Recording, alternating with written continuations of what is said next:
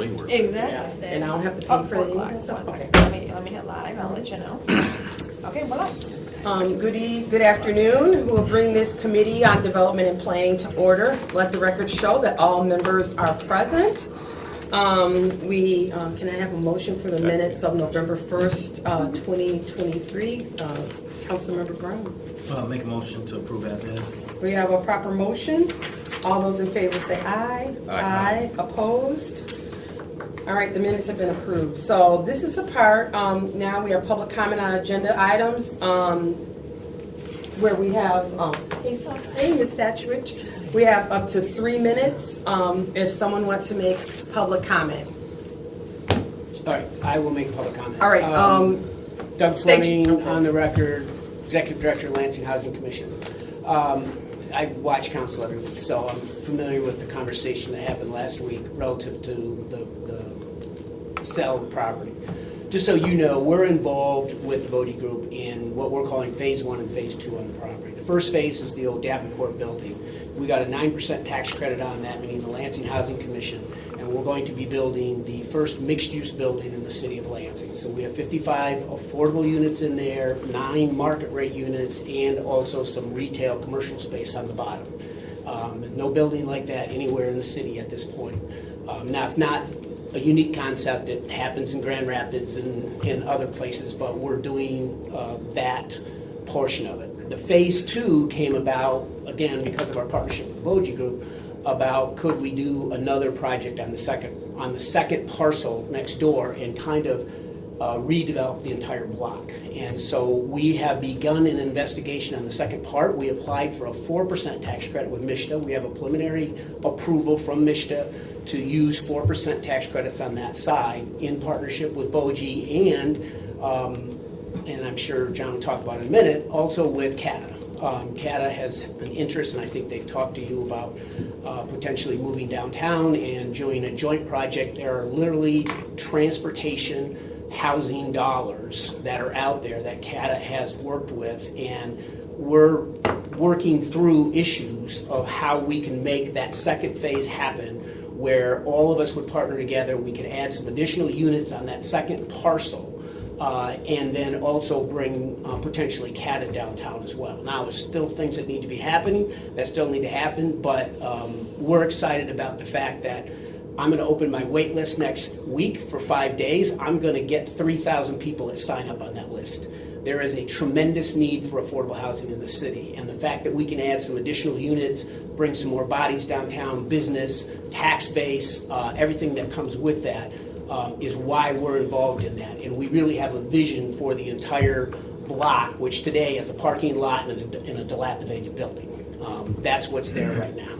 So I just want to tell you that that's our role in the project, and they've been great partners with us. We've been going through this for the better part of 8, 9, 10 months working together, maybe even longer than that. So I might be over my 3 minutes, but I just want to make everybody understand what our role in this is that we're trying to work with multiple community partners to bring more affordable housing downtown. I would say one other thing too, from our residents who also have transportation issues on a regular basis. The fact that we'll have residents across the street from the transportation. Today, they have to take a bus to come downtown, to jump on a bus to go to a doctor's office, to go to to the grocery store, or do whatever. The fact that we'll have 100 units, potentially up to 100 units of affordable housing, and they're going to walk across the street and jump on one bus. I appreciate the comments. Yeah. Anybody else would like to make comment? Ms. Statuick, do you have something to add for the administration? No, ma'am, I was asked to be here in case you had any questions about it. I haven't really been handling this case. Andy Fiedel in our office has, but he's not available this afternoon, so I'm here in his stead. But I think I can answer any questions you might have.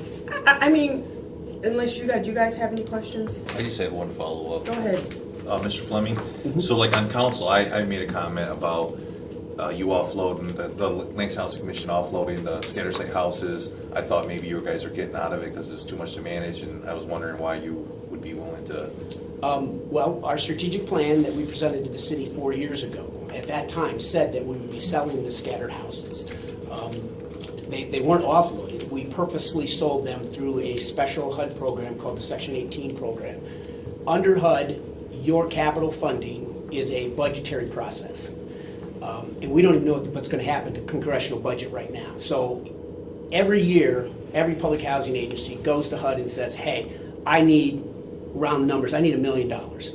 HUD goes through their congressional process and they can come back to us and go, you know what, Congress gave us 83 cents, figure it out. And you do that year after year after year, that becomes cumulative. And you don't have enough capital funds to invest into your asset to keep your asset up. So through the Section 18 program, we were allowed to sell those assets to a highly capitalized third party. We also then went to HUD and got subsidy through the Lansing Housing Commission to maintain that 200 units of affordable housing. So we didn't lose one unit of affordable housing and thing that got sold to a group that has the capital to invest in those properties to keep them up and meet city code. None of them currently have any issues with city code whatsoever. In fact, none of our units do in the Housing Commission. And at the same time, the proceeds of those sales, which was in excess of $10 million, has to be reinvested in affordable housing in the city. So we maintained 200 units of affordable housing. We sold it to a highly capitalized group. We now have over $10 million that has to be put back into affordable housing. Phase one, we're going to use $2.5 to $3 million of that money into this phase one project. So we have done exactly what we said we were going to do 4 years ago. We sell the houses. We're going to invest in additional affordable housing in the city of Lansing. That's what we're doing. So that's the whole thing. So with the phase one and phase two, sorry, this is Yeah, the go last ahead. question. It's all right.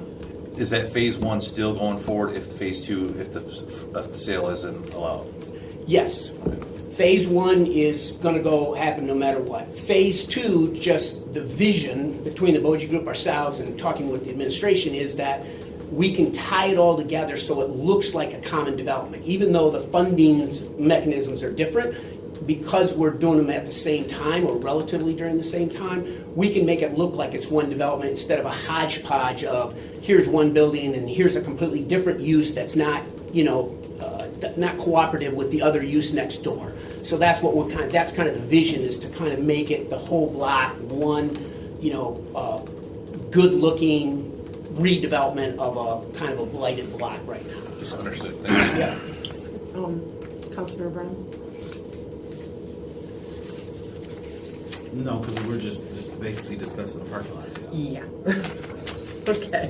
Which is fine. I don't mind the questions. I just and those are good questions, so it's not a big. So, all right. And so we had some questions for the parking manager. I just want to bring those up and make sure we put them on the record. And they talked about why the sale price was the sale price back in the day when it was sold, when the Boar's Head was there, and why that happened, and that at that time it was appraised for $760, roughly the same amount that you're selling it for back in the day, 2008, I think. Yeah, it when was you sold $785. $785, but we bought it for $960,000 to help the Boar's Head out. And so I want to put on the record that the purchase price, that the assessed value today is similar to the assessed value back in 2008, which is quite amazing, taking into account all the property and the COVID and everything. And so this is for $760,000. There really weren't any, I think there were the comments of the loss of parking space, and we talked about that because of COVID. Back before COVID, it was a 2-year waiting list, and now there's nothing there. So I think we have all of that. I don't have any other questions. Do you have questions on the parking lot? The question that was brought up at council was, if you're putting all these units, when did they need parking? And then we put additional $400,000 into the property. So why are we not asking more than the appraised value if we put additional investment? Those were the two questions. Okay, so the first question is, will this development have parking for the residents and for the commercial that's going to be there? For the commercial, yes, there will be parking. For the residential, I can let Doug speak to that. Yeah, I mean, we we have to meet city code. And if we're gonna go something different than city code, then we have to get a variance like anybody else will. I will tell you, as a part of phase 2, that we're working with the transportation CATA, there are provisions in there where you can amend the code down from a 1-to-1, which is the normal MSHDA ratio as well. So just so you know, when we get MSHDA financing, their ratio is 1-to-1 as well. It can be superseded by city code or charter or whatever happens going on in the city. But MSHDA is 1-to-1 as well, per unit, one parking spot per unit. But this transportation grant, because you're next door to a transportation center, they are offering, frankly, to give every one of our lessors a pass, that they'll be able to walk across the street and use the transportation center free at any time. And for that, some cities have downsized, or whatever you want to call it, the parking arrangement, because you're involving a heavy use of public transportation at that time. But that's all would have to be solved going down. Ms. going down the Statuary, road. did you wanted to say something about Yes, that? this property is in the downtown zoning district, and no uses in the downtown zoning district have a parking requirement. It's 0. So they are not required by ordinance to provide any parking. Now, from a practical standpoint, of course, they're going to need to do that. But the reason is because it's assumed that people will either use city facilities or take advantage of Mass public transportation. transportation. Yeah. Even though there is housing there, there's not an exception for that, because it's in a downtown zone. Right, Okay. because it's assumed too that the developer would not, from a practical standpoint, is they're going to need to provide people with parking, so they'll have to figure out how they're going to do that. Okay. Or they're going to have a tough time filling those units. Yeah. But if you don't provide parking for people, but there's no requirement because of the zoning. Okay, all right, thank you. So what's the plan for parking? Because I hear what you're saying, but if they do have vehicles versus wanting to use public transportation, you also articulated that you're going to open up the waiting list, and within 5 days you have 3,000 people. So if there's such a need, regardless if someone rides the CATA or not, you might have people who all have vehicles in there and not say, well, I want to live here because it's a CATA. So if we have a parking lot there currently, and then you're having all these extra people there, where are they supposed to park with this new development that you're articulating today? We are required to provide the parking, irrespective of the fact that we're not required to by the city of Lansing. We are required to by MSHDA. So per Yes. MSHDA's requirements, we have to provide one parking space per unit. So it'd be 100 parking spaces, roughly. Yeah. Yeah, that's the. So how many parking spaces are in this parking lot?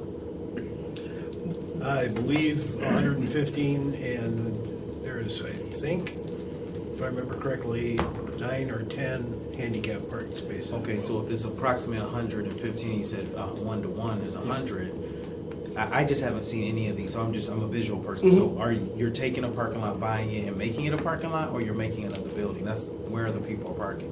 The current design, and we have some conceptual designs, is that we have a 1-to-1 in both phases. So we have the buildings setting on the property, on the current property that are there. So we tear down the Davenport building, we put a building there, we put a building over on phase 2.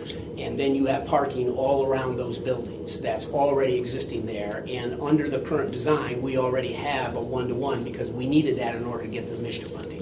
They wouldn't have approved it if we didn't show them an architectural design that said that we met their requirement, even though the city doesn't have a requirement to do that. So the current design is set up to have that parking.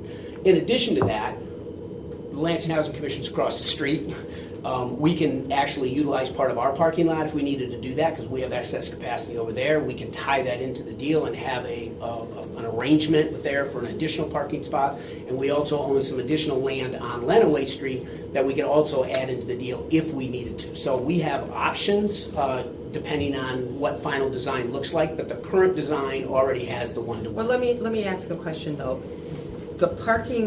The piece of property right now proper that we're talking about, there is going to be a building or a portion of the building on that, which is, it is not going to stay a parking lot. We just want, okay, that's what I wanted to make sure. Yes. It's not going to stay a parking lot. No. Okay, and then the other thing, the question was, and we talked about this also, is between 2008 right after we spent $350 to turn it into a parking lot. I got that $65,000 for the demo. But we made how much approximately in revenue up until right before COVID? I think it was over approximately $100,000. So when we're looking at trying to get our money. That's the revenue Yeah. for the entire Okay, operation. thank you. So when we're looking at trying to get money for the paving and everything, we've really got our money back. We've made our money back for the paving. We've made our money back for the demolition. So it looks like it's $579,823. Right, That's that was the gross. All right. After we got rid of the Boar's Head Theater and Yeah, redid the park. I see that. Thank you. Any other questions? I guess I have one more question. You mentioned a 4% Tax credit. tax credit from Mishta. Now, would you still be required, or still be need to come to council for additional, because I thought it was after over 10%.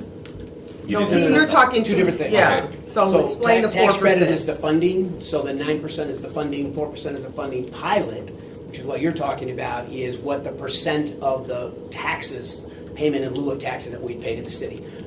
I'd be completely transparent. We have a 10%, which we can get by right, and the administration has signed down off of that, and we submitted that with the Mishta application, but it was always our intent to come back to council and ask for a 5% pilot, and that is being run through the city right now, and it'll probably come before you guys. It might be at your next meeting where we begin that process, which is, a multiple process. There, it gets referred to here, back to public hearing. So we will be coming to ask for a 5% pilot on both phases in the future. For the, we're now, can I? Yeah, go ahead. We now record our committee, so for, like it would be out here. So for the people, could you explain when you're saying the 9% and what that means for the constituents listening? Yeah, so low-income tax credits is a federal program, and they're basically tax credits that businesses can take against their income. If they invest those dollars, their income, if they invest those profits back into certain tax credit eligible investments in the country. Some of them are green energy, some of them are or affordable housing. So the Treasury Department sends out X number of tax credits throughout the entire United States. Every state gets an allocation. Then an allocating agency, in this case Mishta in the state of Michigan, then allocates those tax credits on out to the developers who have to go through a very rigorous process, apply, we have to win the tax credits. We were one of the Lansing Housing Commission in the 9% round. I think we were one of 8 developers in the whole state of Michigan. We competed with Grand Rapids and Detroit and everybody to get those 9% credits. You get scored, you have to do a bunch of stuff. It's a long, arduous process, and we were awarded the 9% credits.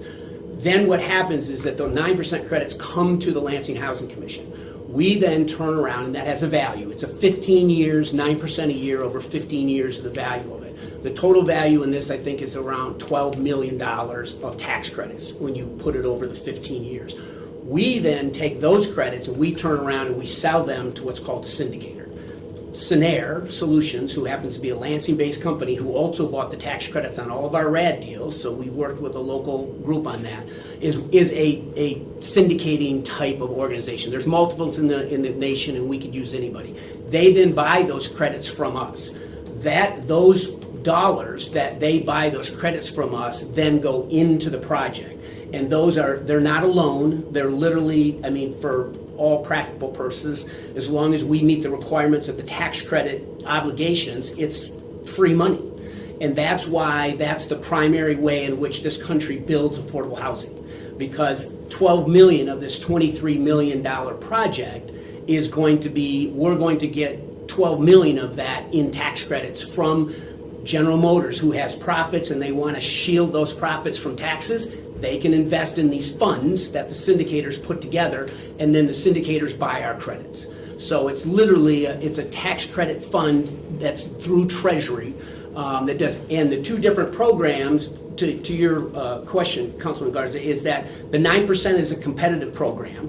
The 4% is also a competitive program, but instead of getting 9% credit, so instead of getting $12 million, you're going to get whatever 4%, less than 50% of 12 million is. I'm not that good at math. I've got people that do that stuff for me who are a lot smarter than I am. But anyways, it'd be, whatever, $4 or $5 million. And so at the end of the day, you have a bigger gap, which means you have to have more debt, which means the profitability, in order to pay that debt, it's going to be harder to do it on a 4% deal than it is a 9% deal, which is why a 5% pilot becomes a big deal to the profitability of that property. And I don't mean profitability and money going into anybody's pocket. I mean in the ability to pay the debt back.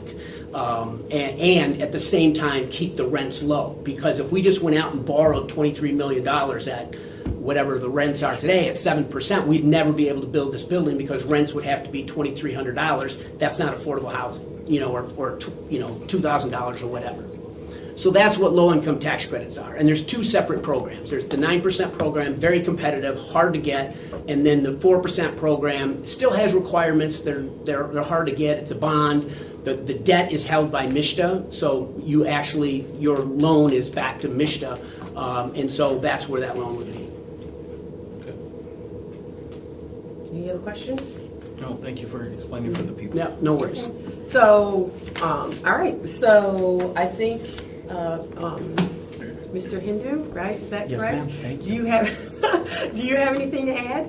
No, I don't. I'm here just in case you guys have any questions of me. I'm happy to answer any questions. And we're all good on law? Emily? Yep, I don't have any questions.